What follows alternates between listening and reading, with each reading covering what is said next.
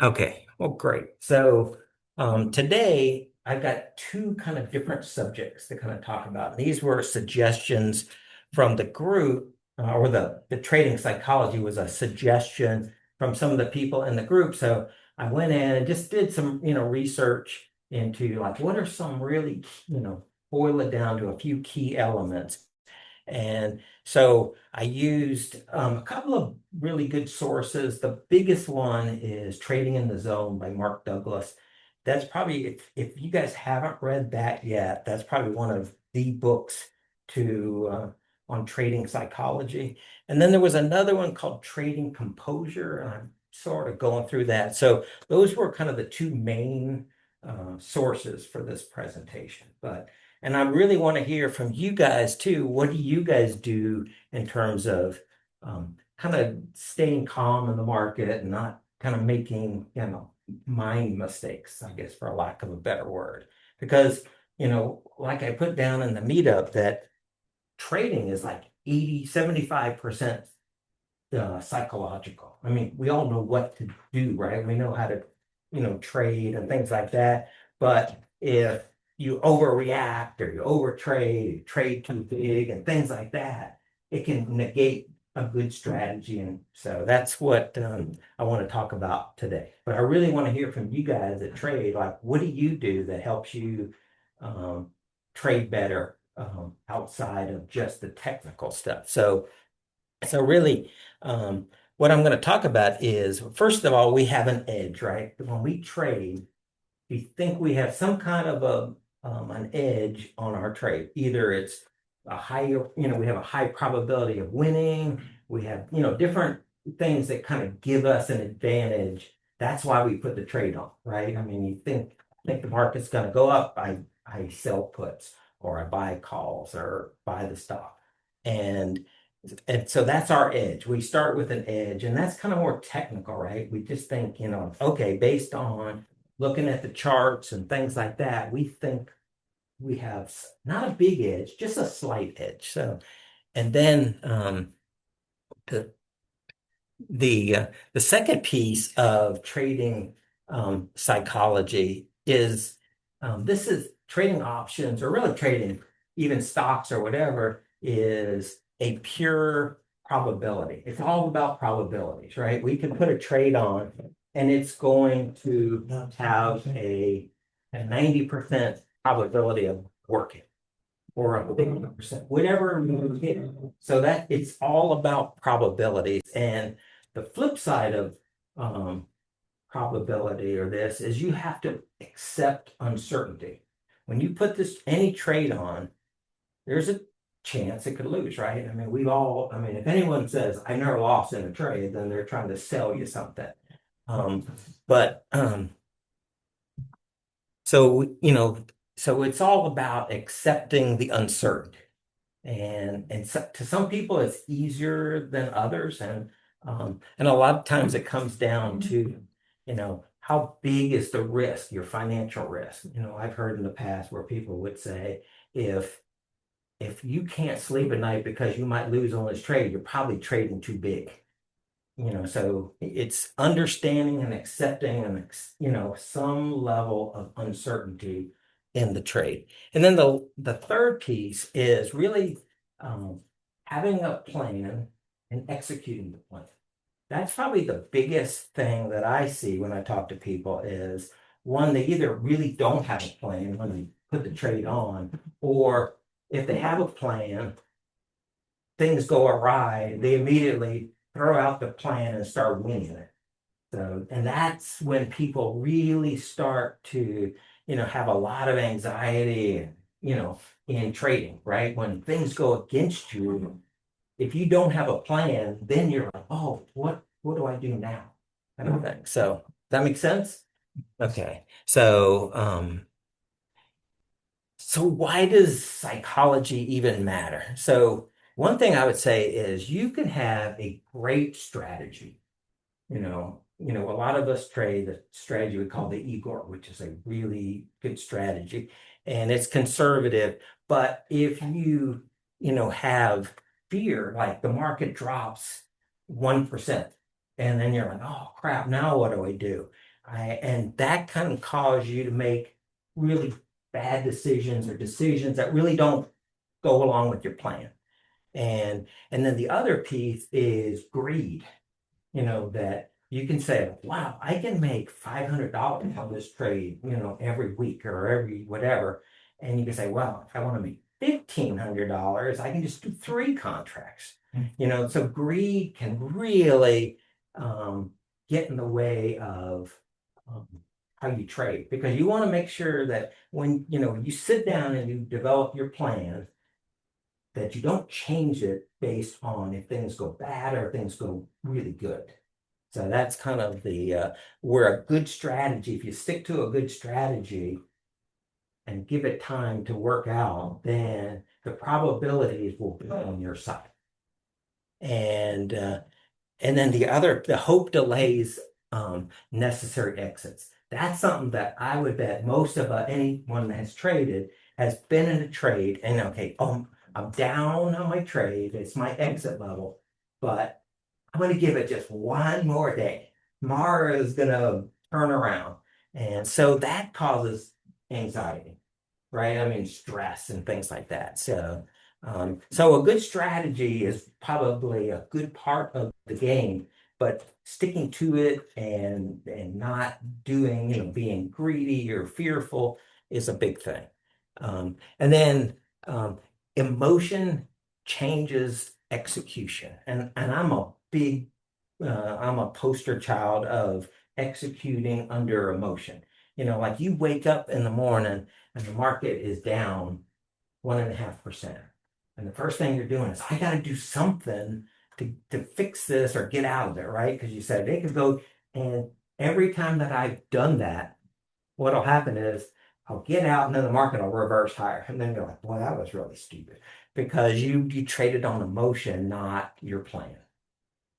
Um, and the market, it says it may be uncertain. It is uncertain, right? I mean, the last, you know, year or so in the market has been crazy. I mean, you could go to bed at night and be up, 0.5%, the futures, and wake up and you're down 1% just because something happened in the Strait of Hormuz or whatever. The market's uncertainty, but your process should be rock solid.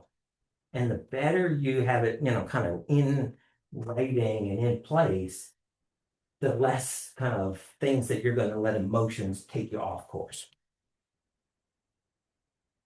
Let me let these guys in.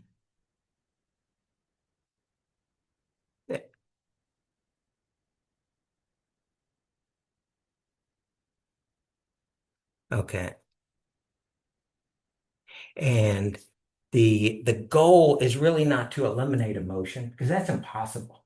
If you got money on the line, and you see your, on your platform, it's like, oh, I'm down $100.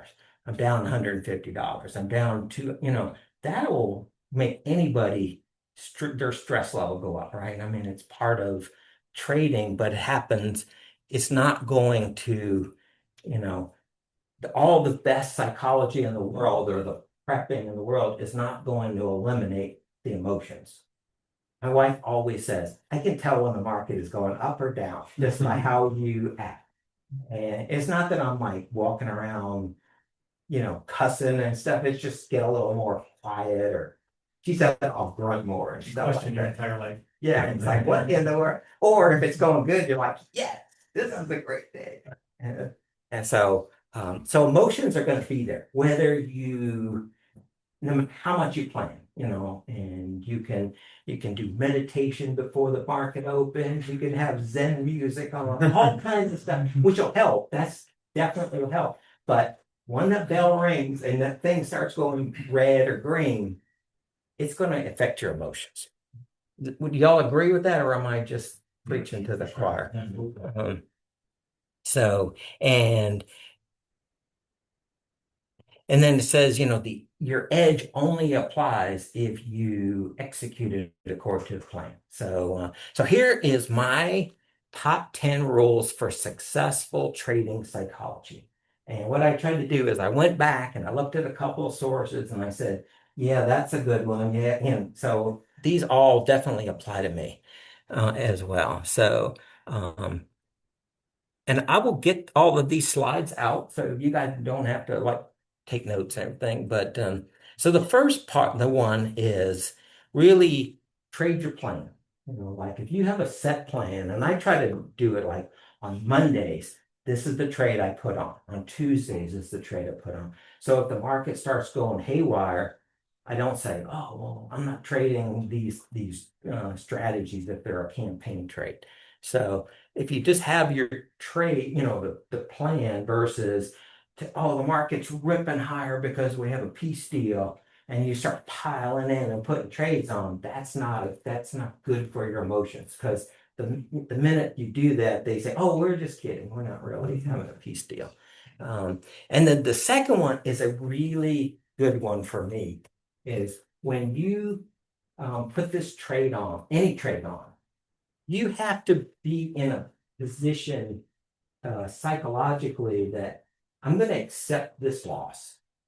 Like you put this trade on, you're risking $200 to make $500 or whatever. It doesn't really matter. But you have to be able to say, um, I'm okay if I have this loss. And I had a guy one time say, when you make this trade, write the check that you've lost. So just write the check and set it aside. And if you do that, then you're not going to be super bummed if it does go against you. The third one is another big one. It's thinking in terms of probabilities, not predictions. So, you can say that that this trade has an 80% chance of or probability of working. But that's not, so I say, I predict this trade is going to make a lot of money. Well, that doesn't work in reality, right? I mean, you could have a trade that has a 95% chance of winning and won't win. So think in terms of probabilities and longer term, like one trade, the probability of one trade working versus the probability of 20 trades over a course of a month. If you say like, if this trade doesn't work, I'm quitting. Well, you're going to quit because it ain't going to work. I mean, but if you think in terms of, I put these 20 trades on, same trade, follow my process, and 18 of them won, then great, right? It might be the first two that lost. So, that's part of probabilities. I have a quick question. Yeah. So when you say probabilities, are you referring just to options contracts? Because I know in options contracts you have the probability of profit. Are you referring to that, or are you referring to just in general? And if it's in In general, general, I would say, I mean, we mainly in here trade options. okay. So, if I look at a trade like it's a stock, I'm buying a stock and I say, okay, I think I'm gonna, a stock, you have a basically one-to-one risk, right? Risk reward. Yeah, yeah. And where in options, you could, risk, um, have a higher probability of winning, but it flips the loss ratio higher. Yeah. Does that make sense? Yeah, yeah. And so in terms of probability, you have in option trading, for the most part, you have to have a higher than 50% win rate to be successful. And it's always everything about options is whatever you do, there's a give and take. Like the more risk you're willing to take, the more they're going to pay you for that risk, right? And the other way too, if you want no risk or low risk, you're going to get a low payout. Yeah. So, and a higher risk if the trade goes against you. So if you think in terms of the probabilities versus I'm trying to predict what's going to happen tomorrow, because nobody knows what's going to happen, right? We have CPI coming out tomorrow. Mhm. It may be a good number, the market rips higher. So predicting is kind of foolhardy. And we might predict what we're going to happen after the CPI number comes out, but even that's just a guess. What was it yesterday? What day did what was it that came out? The unemployment rate. Unemployment It was on rate. Friday. Yeah, Friday. And it was terrible, right? So your first thought was, oh crap, the market's got a really good, and well, the market had one of the best days of the week. So trying to predict is pretty hard. And then the other thing is never let one trade matter too much. You don't want to have a thing where like, this is my trade, and if it doesn't work, and I've seen like in the marketing crap, people will put out, they're like, put this trade on, it's going to make you $20,000. So you can also lose a lot of money, right? So, I would, have a system or have a number of trades that you want to put on so that over the course of a month or a year or 2 years, your probabilities stack up against you. And you don't have one trade that costs you a whole year's worth of wins. And the fifth one I really like, don't move the goalposts. If I and as traders, what we'll do is like if we said we hope this trade makes us $200 per contract and it goes up and now we're at 250 and we're like, well, I could let it run and try to get 400 per contract. If my plan said get out when it was 200, now I want to get 400, that's a recipe for disaster. Because what'll happen is you had $200 you could have put in your pocket. Now it's at 400 and you're like, no, I'm going to hold on longer. Then all of a sudden the market reverses and you lose $100. So those kind of losses are devastating, especially if you knew what your rules were, your plan was, and then you didn't follow it. So don't look, and the same thing on the downside. If you said, I'm going to exit if I get to this level of a stop loss and you get there, and the first thing you do is say, "Well, I'm gonna let me see what the Monday looks like," and almost all the time that is kind of a recipe for disaster, and really can play with your mind.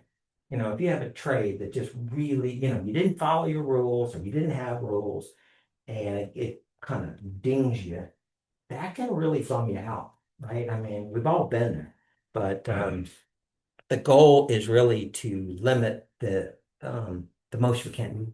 I have a question on that. I mean, I see don't move the goalpost, but sometimes there's an advantage to rolling an option where you're taking some profit. Yeah, yeah. I mean, I think that kind of means is don't whatever your plan is. If you're if you put this trade on, you say, I get to this level, I'm going to roll it for profit and stay in the trade, that's fine. But if you didn't kind of have that going into the trade and you're just winging it and say, well, I'm going to roll it down, capture a lot of credit, and it just, and then if it goes against you, then you're really bummed out, right? Yeah. But if it's part of the deal, I don't think that's moving the goalpost. Good question. Um, oh, the next one is really important too. It's like if you make a trade and it doesn't work out, that doesn't necessarily mean it's a bad trade. I mean, you could have done all the right research and put the trade on, and it just totally flops on you. That's not real. If you followed all of your process and evaluation, that's just part of the game. You're going to have trades that just don't work. And so that is that. Let me see. There was a couple of questions. Yeah. So Rhonda put fear of missing out and the need to train is my biggest struggle. I think I agree with you 100%, Ron. And then And then Pat asked, what is a realistic and reasonable reward to risk that you would target? Right now, I target 1 to 4. I think 1 to 4 is, that's kind of the standard, kind of like you get $1 credit on a 5 watt. I think a lot of it really comes down to what's your probability of winning, because, Eric, you trade a 40 delta, 50 delta, where you have basically a 1 to 1, right? Yeah, that is such, it's a, there's not a right answer to that. I do think, and I've kind of learned this more, and I'm more comfortable now with, win rates of 55%, where the winners are a little bit bigger than the losers. So in that case, the risk reward might be you're risking, call it 225 in a 5 wide, like credit spread or whatever, might be risking a couple $100 to make like 250. Mhm.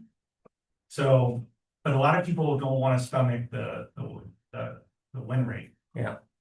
If you do the 4-to-1, it's probably 80%, right, but it's gonna take you 4 trades to get back Yeah. even. And this is where the psychology comes in, is when you lose the 4, are you ready to put that back on the next day? yeah, And yeah, the answer is no. Like, Yeah. it's not easy. yeah, And then in June, I had 2 of those similar.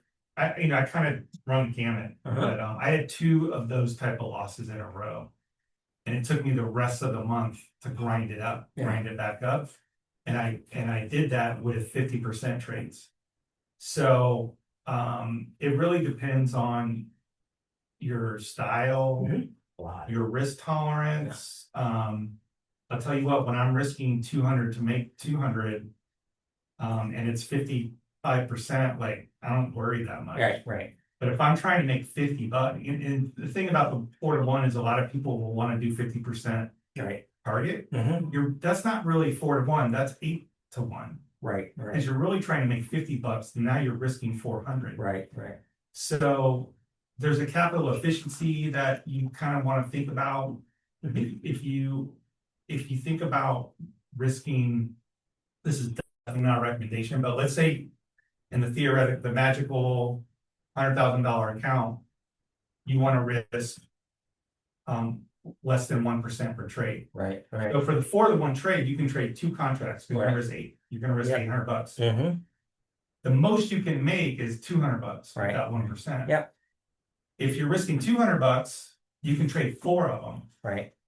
and you're still not risking the dollar amount that the 4-to-1 Yeah. has. Yeah, I agree. A lot of it comes down to your comfort level with risk, right? I mean, if you want to win a lot and your expectancy is positive, then you're like, okay, I could, that's Yeah. good. But if you say, I'm comfortable winning 55% of the time and losing 45% of the time, and I can do it, that's just a different way of getting to the same expectation. And, I think um, you'll know which camp you want to be in, right? I mean, if you like Eric, you put those 2 trades I on, do a little bit of all of them. right, Because so the way I think about that is like I try to diversify across Yeah.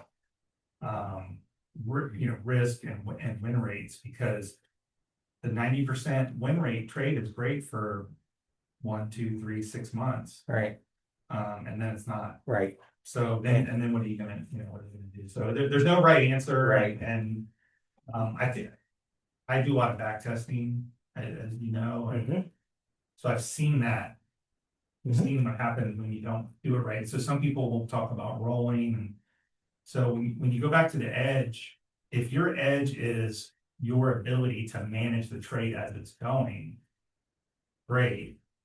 But if that's not part of your, like you said, your plan, mhm. then it's gonna be hard. And going back to the psychology, that's where the stress level goes up, right? I mean, the worst thing you can do is, okay, you put this trade on and it starts going against you, and they're like, okay, now what do I do? That's not the time to be thinking that.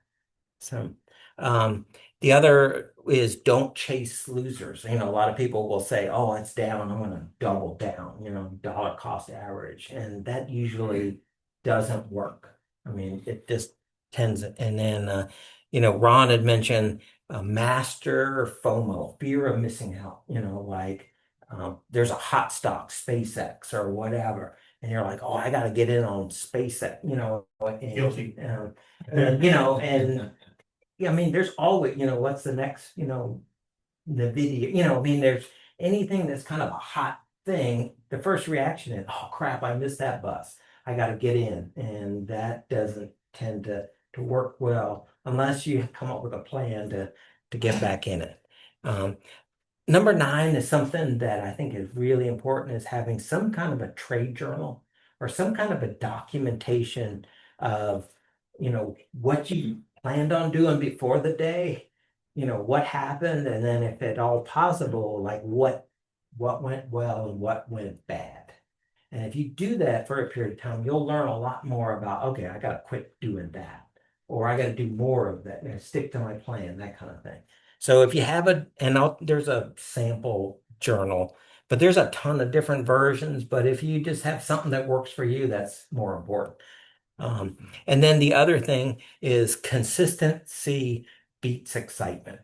If you have, like a lot of times you see on the internet where people are selling courses and they're saying like, I made 1,000% on this NVIDIA trade. Well, that's exciting, right? But doesn't really, if that's your only win kind of thing, or the other one's lost, 200% or whatever, it doesn't, that's not really consistent trading. You want to have a, kind of a boring way to make, a positive outcome. That's the whole key. It's not really it's not, a video game. It's just like, we're here to, make money. And okay, any questions? Are you going to show an example of the trading journal? I'm going to show what the components of it are. Yeah. So I mentioned earlier that Trading in the Zone is a really good book in terms of trading psychology. It's been out, I don't know how many years, 20, 30 years. And it's a really good read in terms of trading psychology. And the highlights are, anything can happen. You have to, no setup is going to make your trade certain. And then another big one is you don't need to know what's going to happen next, because you won't know until it happens, right? So you can't say, well, if this doesn't work, then you just have to kind of accept that we don't know what's going to happen, after the open tomorrow. You have the CPI number coming out at 8:30, and the market going to do? We don't know. And then, every trade is unique, that you can do the same trade, over and over, but it's different because the market's different, the volatility is different. So every trade is unique. And then the fourth point is kind of like writing the check. You need to accept the risk completely. You put this trade on and you say, this is my trading plan, and I'm willing to accept the risk on this trade. That takes a lot of the stress out of the game. If you say like write the check. And then the thing about think in a series. And I heard this when I was just starting trading. The guy said, if you have a trading strategy and you back test it and it's positive, then put 20 trades on. Don't change it after the first three, because the first three might just be the outliers.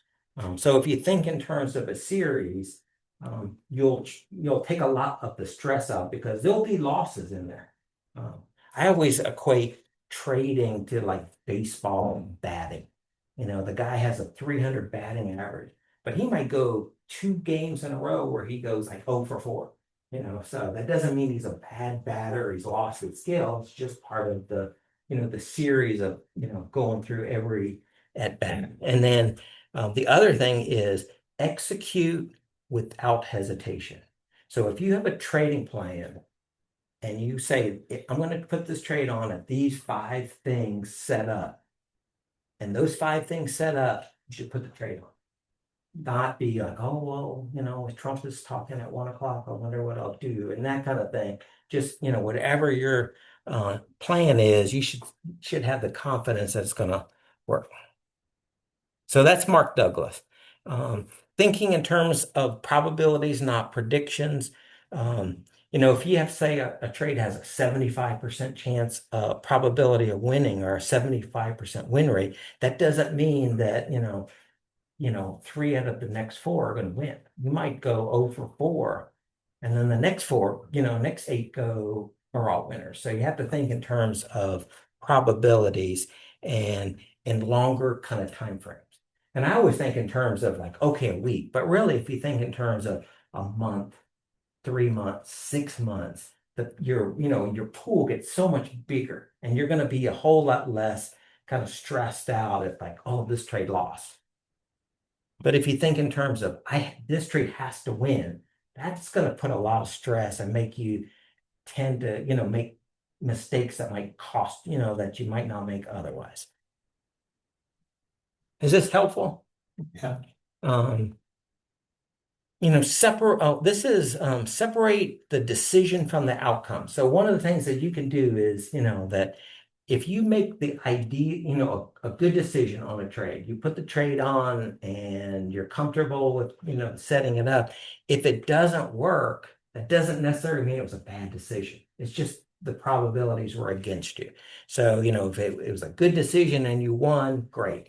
If it was a good decision and it lost, well, that's just part of the deal, right? That's part of your win rate and your probability. And if you make a bad decision, like you heard someone on the internet say, I think you should buy, SMCI or some really wild stock, and you buy it, just didn't do any work, you just did it and it worked. Well, that doesn't mean it was a good decision. It just means you were lucky.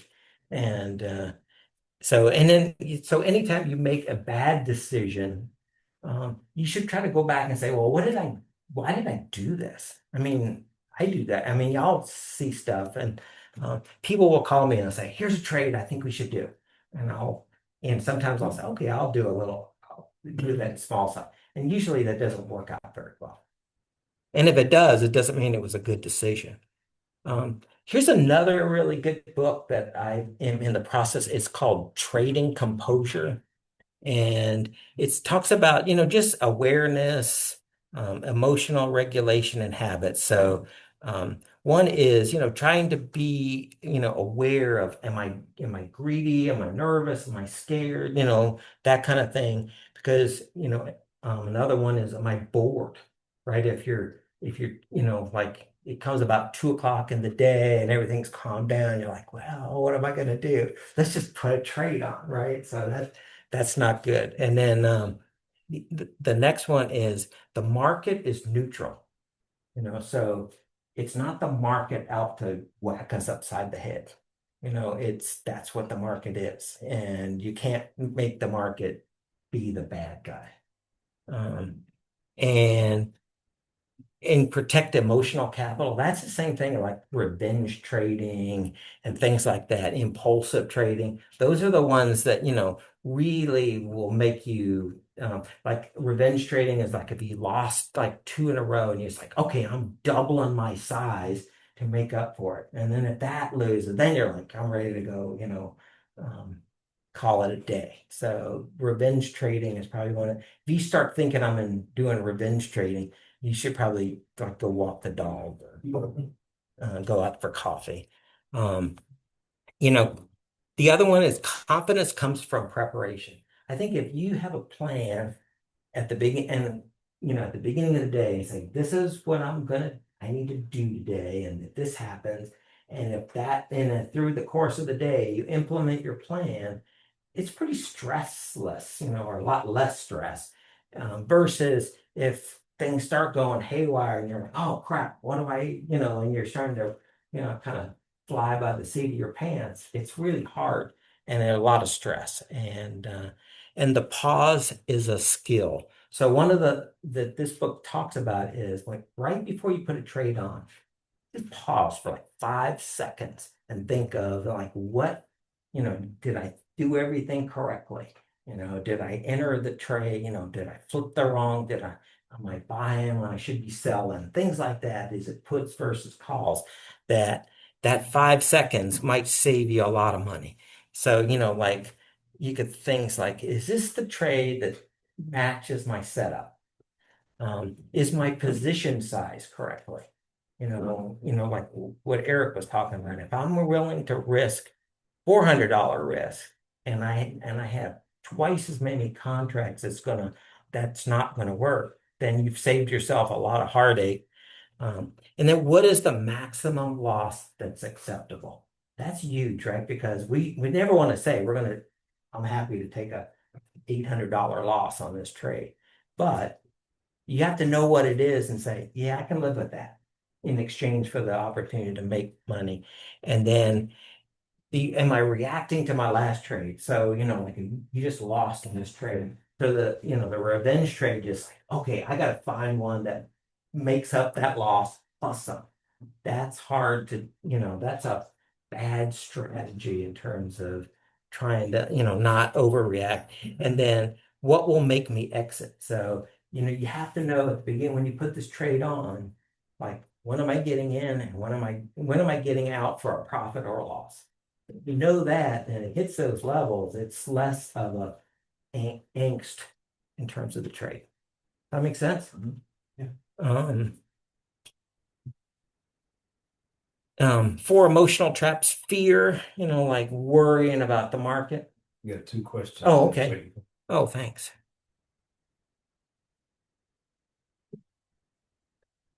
Oh, someone said they need a 5 minute pause, and that doesn't hurt either. A 5 minute pause, and and Ron was talking about he's a serial revenge trader. So I know Ron. So um, and sometimes it works, but a lot of times it doesn't. And so thanks, guys. Appreciate y'all, and thank you.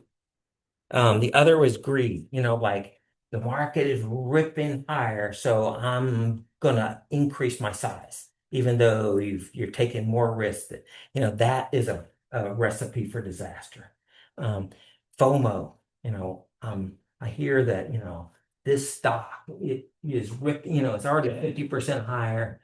I gotta get in, kind of thing, rather than just coming up with your own plan or and a lot of times people enter without a plan, right? They'll say, oh, like AMD had earnings and beat it, so I'm just gonna buy some. That's not a good plan. And then revenge trading, we talked about that. Um, and Ron said, bulls make money, bears make money, pigs get slaughtered. So um, and oh, here's that journal. Before trading, why am I entering this trade? What's my maximum risk? And what emotions am I feeling?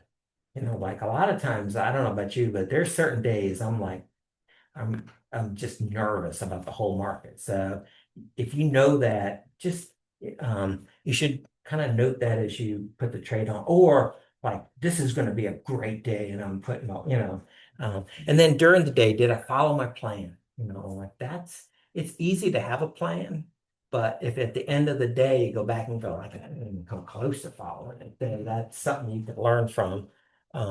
Did I change my size or exits? That's a big one, right? If you say I'm going to get out at 50% profit and and you get there and it's more and you don't get out, that's something you should learn. And then was emotion affecting me? It's like, the market drops, there's like three big red bars in a row, and you're like, holy crap, the world as we know it is coming to an end.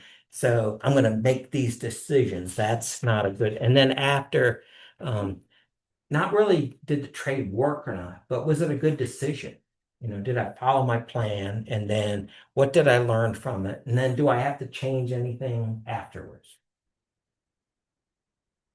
So not a lot of detail. And then just a framework, awareness, how do I feel? What's going on in the market?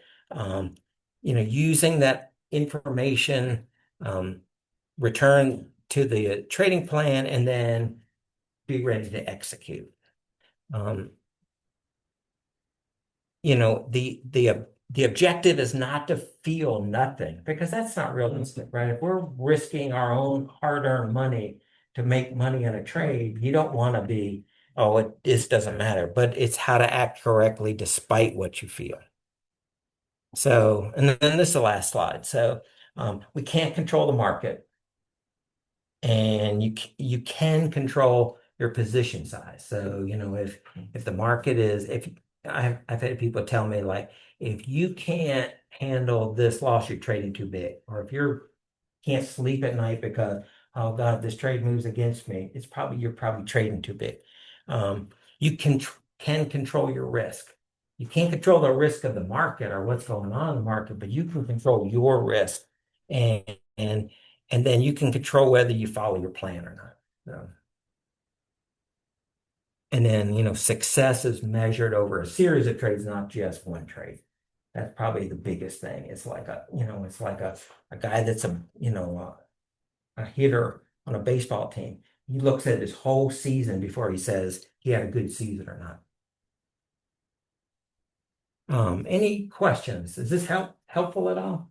Yes. Yes. Okay. And I'll get these slides out to everybody. So that is kind of a really high level of trading psychology.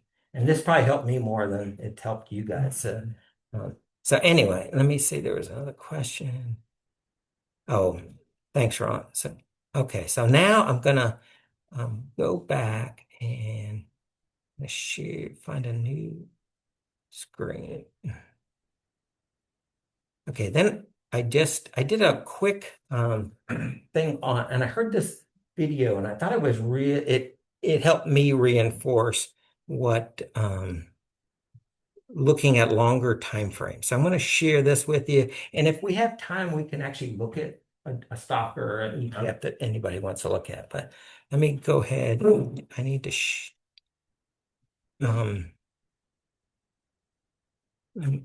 share this with our group online.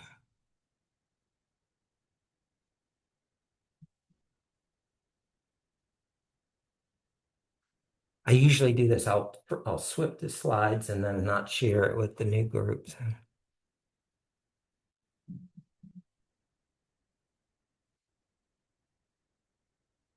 Okay. Can you guys that are out there, can you see my longer time frame analysis? Okay. So one of the things that as traders, we use a lot of different time frames, right? We use, hourly, daily, 5 minute, 15, all kind, anything from, and swing traders usually, use a daily time frame to kind of see how the overall market's going. And you start with a daily, then you go to an hour, and then you use 15 minutes for execution. That's kind of the standard for swing traders, right? And then, day traders use hourly, 5 minute, or even less, right? Sometimes they'll use 1 minute candles. And micro, that, I don't even know what that means hardly anymore. Um, so I wanted to, so I took a picture of the chart on SMH this morning. So this chart here is the 1 hour chart. So it's all these next four are all taken at the same time, just different time frame. So you could see, pretty dismal looking chart, right? In terms of 1 hour. So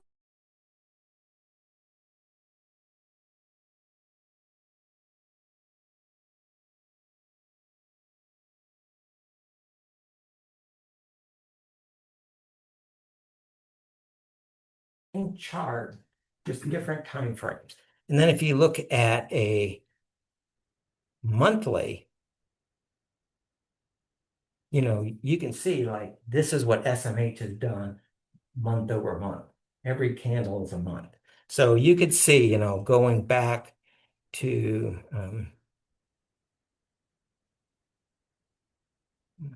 try to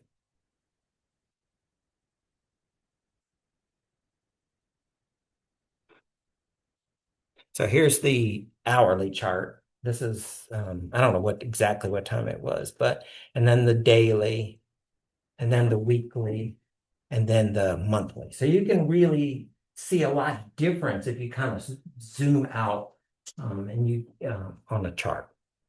So one of the thoughts being that if you use multiple time frames, you can look at. Let me just go back one. So like on this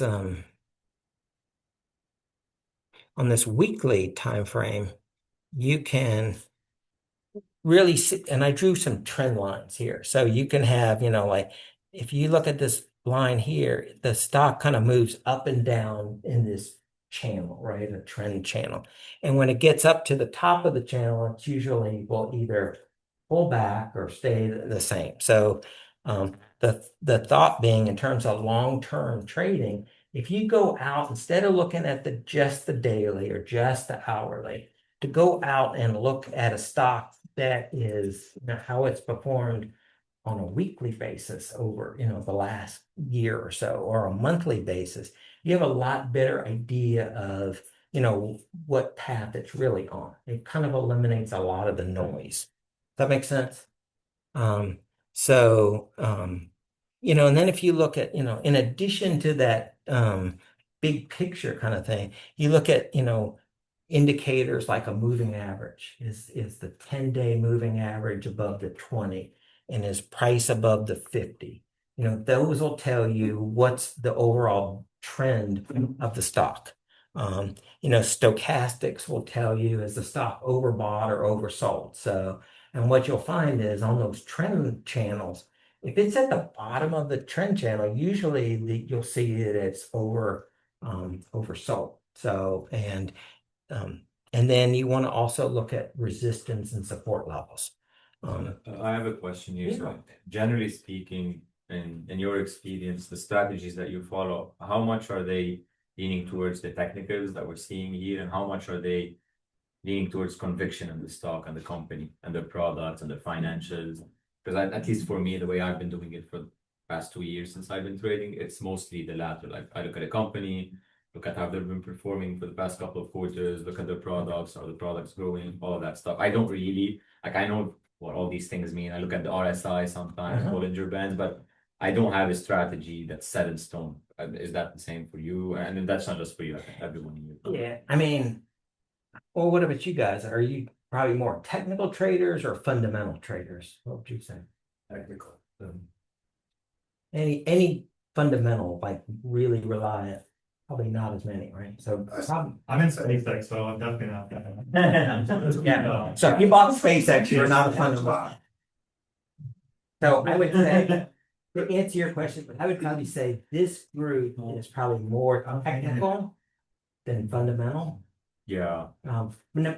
Me personally, what I'll do is I will look at some sources like bar chart and see, are they strong enough fundamentally without having to like pour through the product lines or their sales to income ratios and things like that.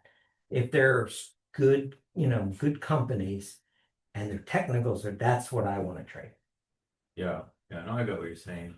Um, So like if you were to suggest me or someone that wants to get into more of the technical stuff, is there like you don't have to answer this now, but is there like a specific roadmap of things I need to learn, concepts, all that stuff? Yeah, I would probably say you'd want to kind of go back and do some research on like how to learn technical analysis. And then, what you want to do is kind of match it to what you're trading, right? I mean, if you're day trading, technical analysis is probably going to be slightly different than if you're swing trading, kind of thing. But, there's a lot of good sources out there, a lot of resources. So I'd probably just, look around.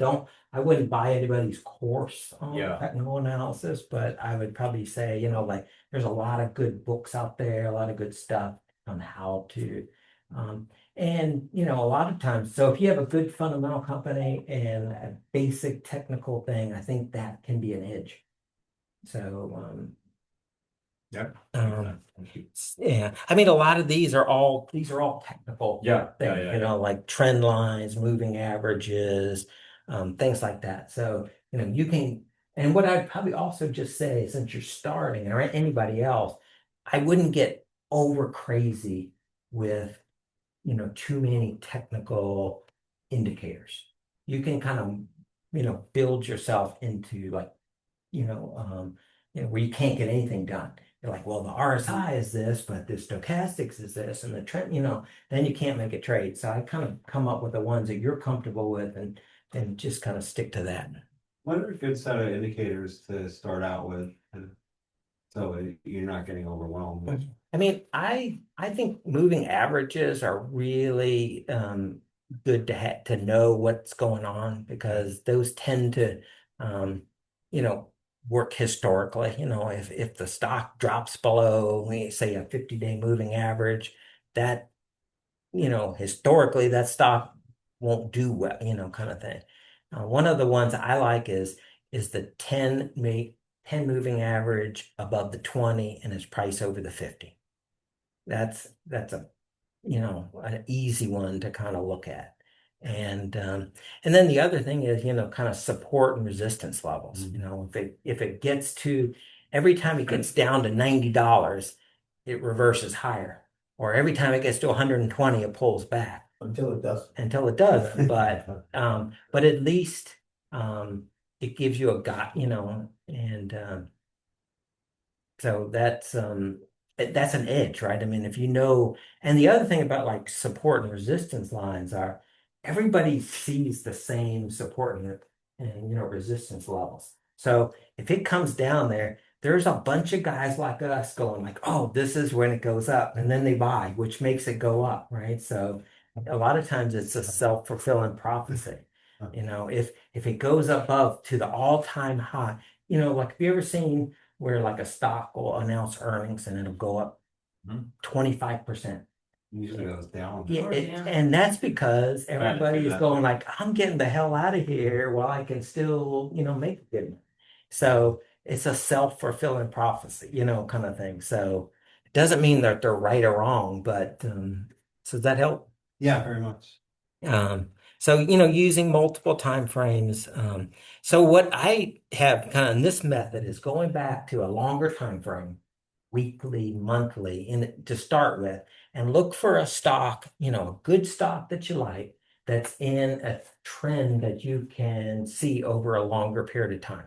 And it is best if it's like a trend channel. You have a bottom level and a top level, but then it just tends to move up. And when the stock kind of moves to the bottom of that trend channel, then you could go to a more current, like a daily or hourly to see, is this a good time to enter? Because that, over the years that when it's in a weekly trend, it's going to go up.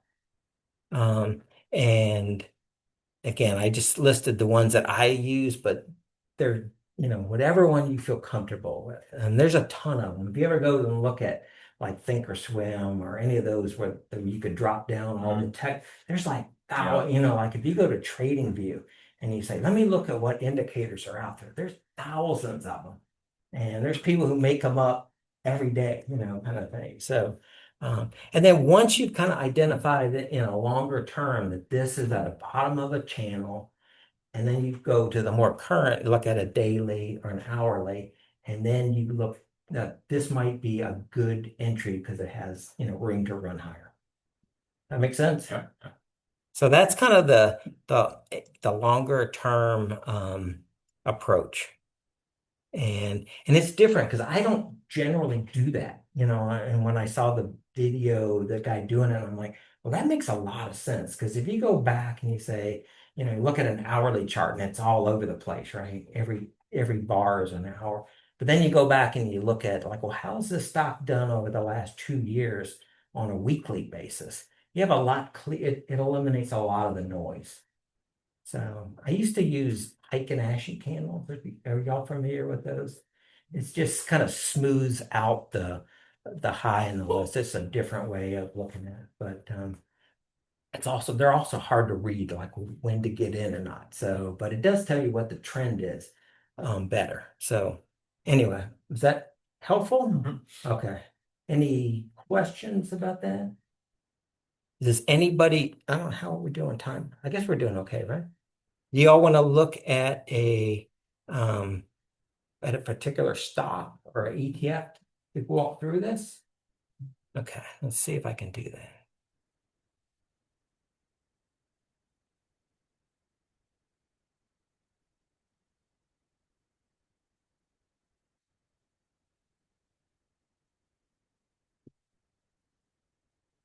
Okay, so anybody have a suggestion? Anyone that they would like to look at during that?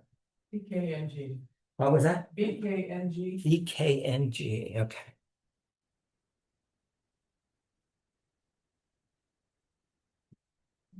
Okay. So, so this is the daily. That's a nice looking chart, huh? Um, so let's just go out and look at this over a long, like go to the monthly. So here's what this chart looks like on a monthly basis. So if we were going to draw and I have those 10, 20, 50, and 100 moving average. So, pretty much they're all in good shape. But if you did like a trend line, here's kind of the bottom, which I'll agree, it kind of hits all the bottom things, and then and these are like not exact at all. So and then the top, you would say, so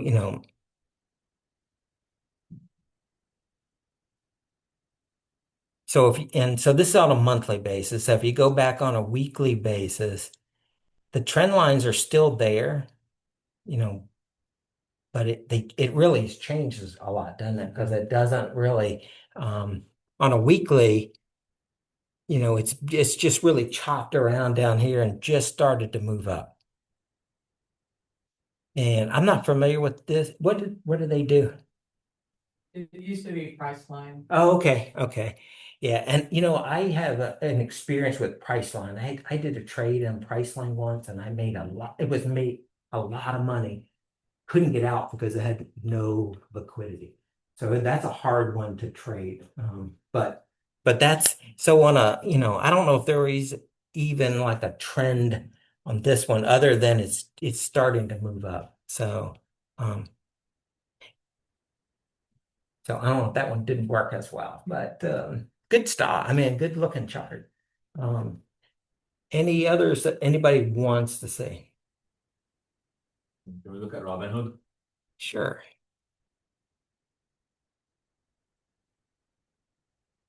So this would be let me make sure I'm sharing this.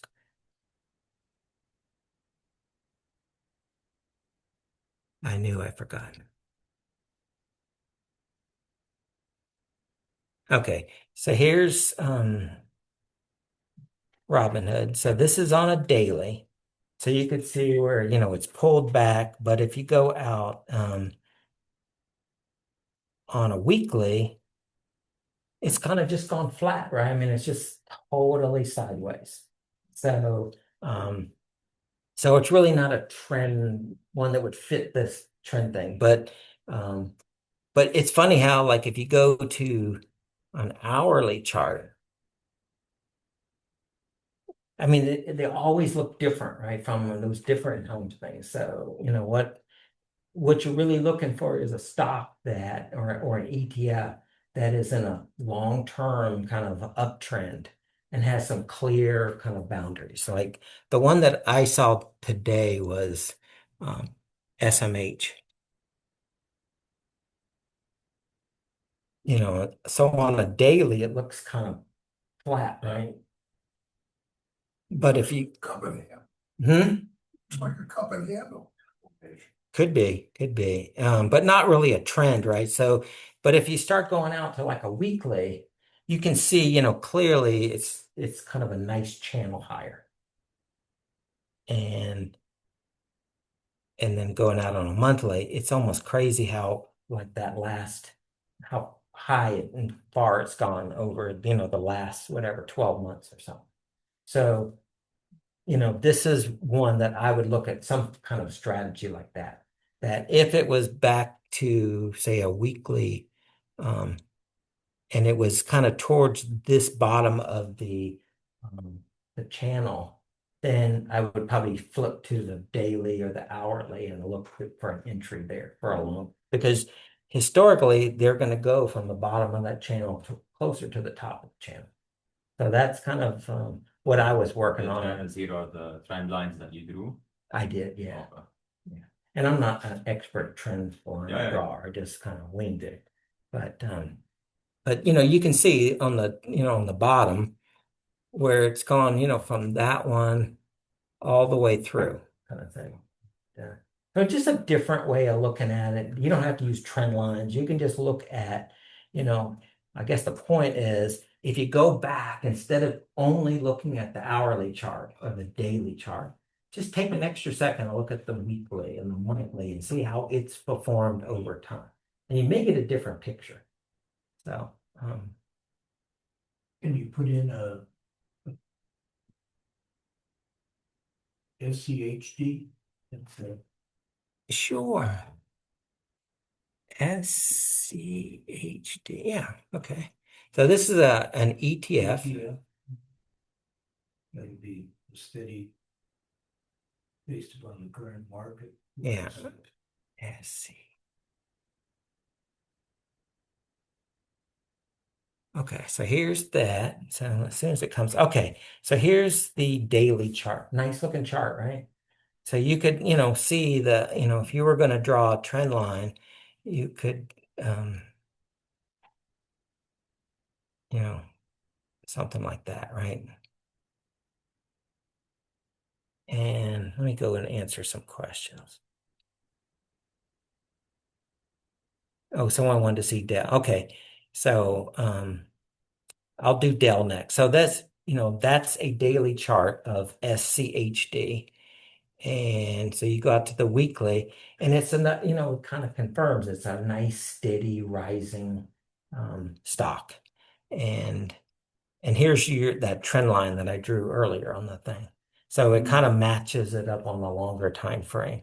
And even go out to a monthly, um, it's kind of the same thing, right? So it's a nice steady. So the goal would be, or to at least consider that if it's in a trend line and then it pulls back to the bottom of that trend line and it has a history of a nice upward, then looking for some kind of a bullish trade there makes sense. Assuming that it has good liquidity, doesn't have earnings coming up and things like that. So you like that one, Bud? Yeah. I do too. That's a nice one. And someone had asked for Dell. So if you look at, the daily, it looks kind of flat, right? Like it's really not going anywhere. And then let's look at weekly. So now if you look how different the weekly chart looks from the daily, that, it made a nice run and then it's been flat, right? So I'm not sure to tell about monthly. It's kind of the same thing. It's a nice big run up and it's basing. It hasn't really, for the last, whatever, 3 months, it hasn't done anything. So the point is, if you look back at the bigger time frames, you'll get a lot better picture of what's going on with the stock. It doesn't mean you're going to trade it just because the weekly is a nice trend. It just gives you an idea. Okay, this is a good one. I want to dig into a shorter time frame analysis. See if there's any other tickers anybody want to know.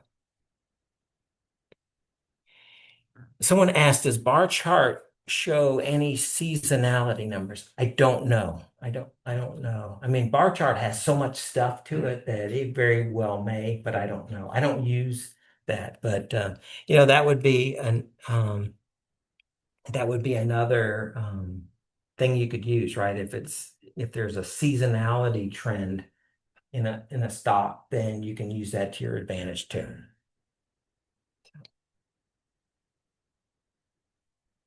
Okay. So that is all I have for today. I hope this has been helpful. Any final questions? That's the one. It just went too fast. Galena?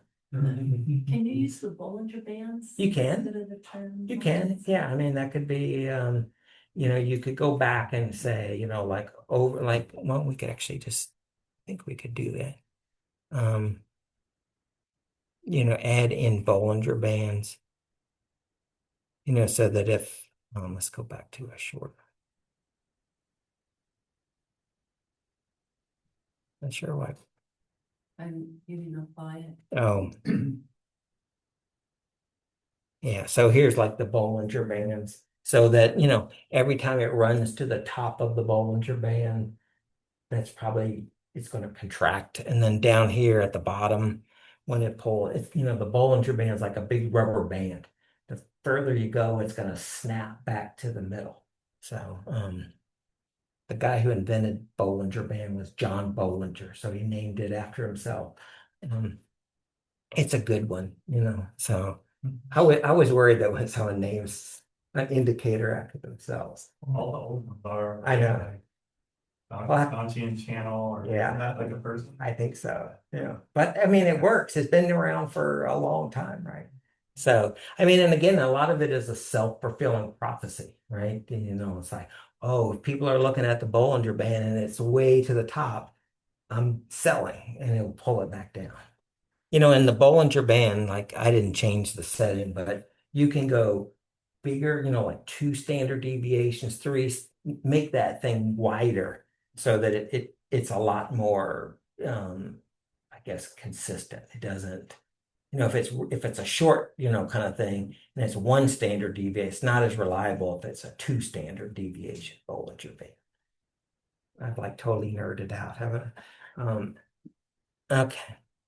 Great question. Couple other things. One is our next meeting, if you want to write this down, it's going to be on September 15th.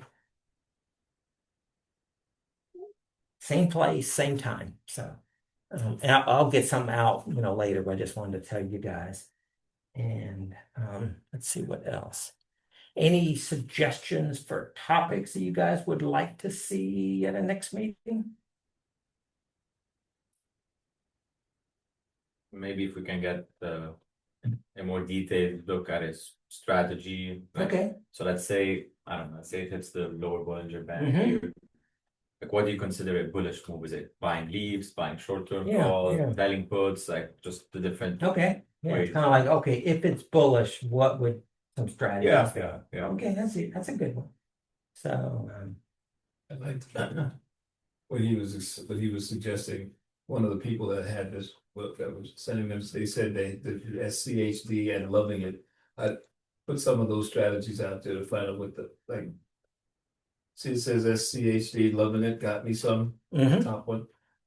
Maybe try to see about where they are. Uh-huh. What makes him say that he's loving it, or when did he get in? When what's he doing with it, or is he just sitting on it? yep, yeah, Because to say loving it, you think you're in there for a long time right, when you could have gotten out the next day. yeah, good question. No, Bud, you hold a lot of SCHD, right?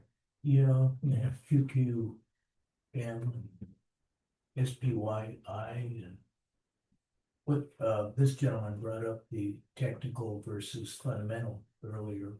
I started out mostly with the fundamental. Mhm. And I belonged to National Association of Investment Clubs for many years. And then I never considered myself a little mathematical, so technical always scared me, but it in the fundamental arena, I think you really have to pick the issue more than you do the market, if that makes sense. Yeah. Mhm. Where now we're in the technical aspect, so that you can employ the whole market instead of just Lululemon or AMD or something Yeah. like that. And hope, and you do all your fundamental analysis on PE ratios and debt to equity ratios and all that. That's always done well, but not always, but I mean, For the most part. yeah. Yeah. Well, like Eric said about it, if you're trading space, you're not a fundamental analysis. Apparently, I'm not technical either. Apparently, I'm. Well, you got out, but Well, I got in the first day. And I was a genius, so I made 20 or 30% in the first few days, and I got stopped out. And then I started buying on the way down. So now I'm not down too much, but I do have a longer term belief in it, so whatever that. I'm going to stop the recording, but we don't have to stop. I just don't